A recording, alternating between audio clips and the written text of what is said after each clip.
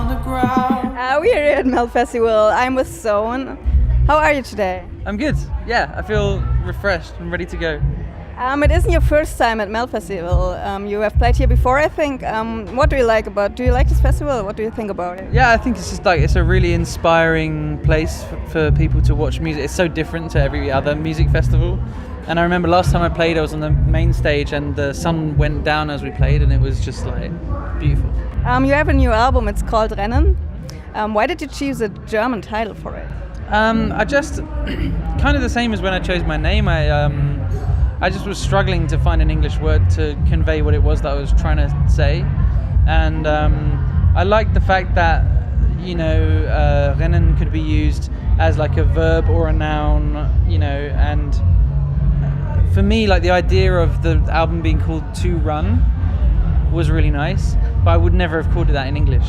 So it was kind of like, oh, this way I can make it work. Yeah. As long as her heart liquor's never watered down. She's never been turned away. Don't care for what people say. I think your song at the moment is Hard Liquor. What is that about? It was about this. It was one of the most literal songs that I've done, actually. It was a song I wrote it for somebody else originally, with them, but I was writing it from my experience, which is that I met this like crazy girl who she was not like any other girl that I'd ever met before in my life, and she was just kind of totally wild and off the tracks, and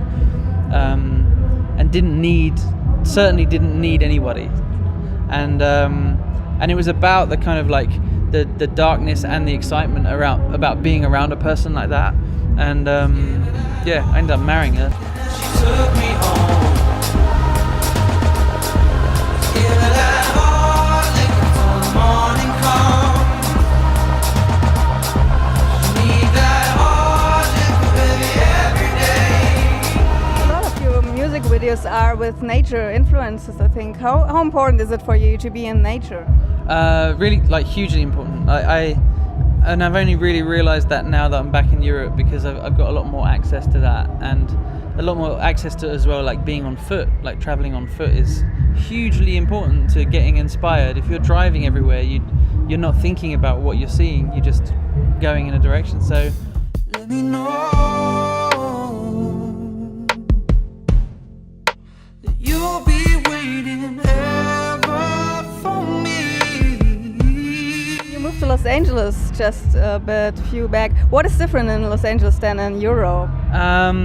Well, yeah, I moved to Los Angeles. I was there for 2 years, and only just right now, like 3 weeks ago, I moved back to Europe. We moved to Barcelona, and I can definitely say that at first I was like, oh, I love this. This is so great. It's perfect kind of weather, and the landscape is really beautiful, and California is beautiful, right? But now that I'm back in Europe, I'm like, oh my God, I was living in a cult. Like, I'm so happy to be home.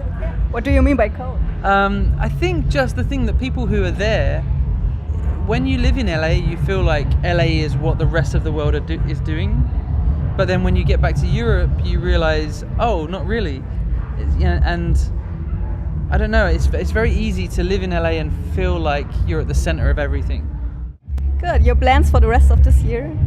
I've got to finish touring in this summer, and then I'm going to learn Spanish and maybe a bit of Catalan, and I'm going to try and start recording and setting up a recording place, and then I've got a tour in October, November for Europe, and then that's it, and then if I'm still alive, we'll carry on.